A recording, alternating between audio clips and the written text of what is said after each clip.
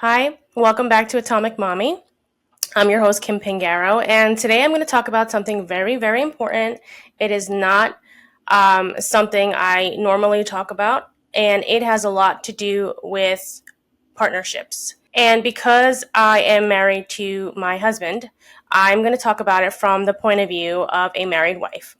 So, first thing I'm going to say is that wives tend to overlook or ignore when their husband is going through something. And on the other foot, husbands tend to not want to communicate what's wrong in their lives outside of our home, outside of the marriage. Sometimes they don't even want to communicate what's wrong in the marriage. When you couple those two very distinct personalities or character traits, what you end up having is a miscommunication, oftentimes many misunderstandings, arguments, fights, and it creates this disconnect. And it starts on a very small level, a fight here, a fight there. But as time moves on and as issues go unsolved, so too does the emotional instability of the relationship, of the partnership with your spouse. And that's something that could be easily deterred or lessened when you have communication. And communication is so important. But again, it is something definitely overlooked and underrated that a man needs from a woman. See, women have expectations of men. We have expectations that they should just know what's wrong with us, or if we tell them what's wrong, that they should just know how to fix the problem that we're telling them we have the issue with. And that's just not the case. That's just not true. Men are not given manuals to how we feel or what could set us off or what we believe or what our personal philosophies are about relationships. And if we don't guide them, teach them, and give them direction in an appropriate manner with enough information, they're going to fail over and over again in trying to please us. And then we're going to get angry at them and irritated with them and annoyed by them for not getting in line, for not, becoming the partner we need them to. But it's really a two-person job. Now, we all know that. All married couples know it takes two. It takes two to tango. It takes two to have a family. It takes two to raise kids. It takes two to have a successful relationship. But there are certain things that we can do on our end that can certainly make the relationship 10 times better. One of those things is communicating. When we learn to communicate effectively, we are basically saying we care a lot about our marriage, about our relationship with one another, and we're going to be sharing information that they will need down the line for future issues or future problems that might need to be solved. And the only way to do that is to share our beliefs, our philosophies, our needs, our wants, our desires, even the hidden underlying things that we don't want to share or maybe are embarrassed to talk about. And so that's something that I think is very important that we touch on.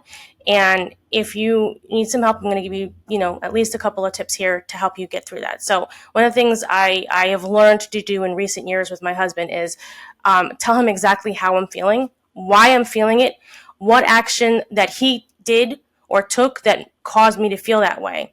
And he's, I would say, 90% responsive to when I say those things, because ultimately he's also a man, and his first thing to do is usually defense. He's in defense mode, and he wants to shut me down, and he wants to shut down himself because he doesn't understand what I'm saying. But when he takes the time to reflect on what I'm saying, whether that's a minute, 5 minutes, 10 minutes, an hour, sometimes he does need that extra time to really reflect on what I've said, then he usually comes around to listen deeper, to gain a better understanding of what I'm saying.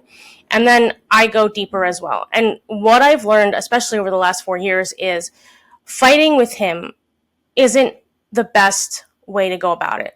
Talking to him is, and not talking to him like a child, because we often do that as wives. We often talk to them as children. They're not children. We don't need to raise them. Guide them, yes. Raise them, no. And so one of the biggest things that he gets irritated with that causes him to shut down is in the way that I talk to him. So if I'm copying an attitude from the start, if I'm not communicating the right way, if I'm not telling him exactly what the problem is and I'm just giving him an attitude for no reason, or I'm just picking a fight for no reason, he doesn't know how to respond to those other than being defensive and shutting down and wanting to step away from it. And I understand that now. More than ever before, I understand that's his mechanism for trying to gain a handle of the situation. And so the next thing I'll say is give them that time. Give them that time to come around. That doesn't mean that you're wrong or that they're wrong. That just means that that person needs time to fully understand what's happening inside of you and what you've just told them.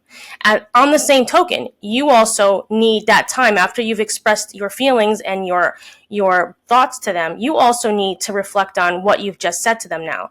Did you say it in the right way? Did you talk about it effectively? Did you explain it fully? Did you give insights or directions into how to solve that situation? Did you also leave room for forgiveness? That's something that my father explained to me when my husband and I were going through some issues 4 years ago. He asked me to leave room for forgiveness. I didn't understand at the time what he meant, because I was like most women and most wives. This is how I feel and I shouldn't feel wrong. And the truth is that even when our spouses do mess up, we still need to set our mindset to the task of forgiving before they even come to us to apologize. Maybe they don't need to apologize. Maybe they need to explain their actions, but we still have to have that attitude of, okay, I'm going to hear them out. I'm going to forgive them. I just need some time with my own emotions to contemplate and fully understand that they need time to figure out what their next statement is going to be and how they're going to react to what I've just said to them. And so the third thing I'm going to tell you when communicating to your spouse is to make sure when they do come back around with their response to what you've just told them, to what you've just shared with them, listen. Take the time to listen to them. Don't just hear what you want to hear, or don't just listen to, what they say and then turn it around and twist it into, oh, they're just trying to justify it. Sometimes they have a point. And at that point, it's our job to also step away from the conversation, tell the person respectfully, okay, I need to think about that. I need to think about what you just said. I need time to contemplate, to understand, to comprehend, and then do that. Take the time to reflect on what they've said now and what they've shared with you. And the goal of this kind of communication and these tips is to help you gain a better understanding of each other as a wife, as a husband, as a partner in the relationship. Without these tips and without this method of communicating, you will find yourself at each other's throats more often than not, fighting and wondering whether or not you're actually happy in the relationship. And so I hope from what I've just shared with you about my own personal marriage and how I've grown as a wife and how he's grown as a husband and how we communicate better with each other now, we've created a relationship that now is very much a partnership and less of a I told you so or tit for tat. And so I hope that helps you out. Okay? Until next time.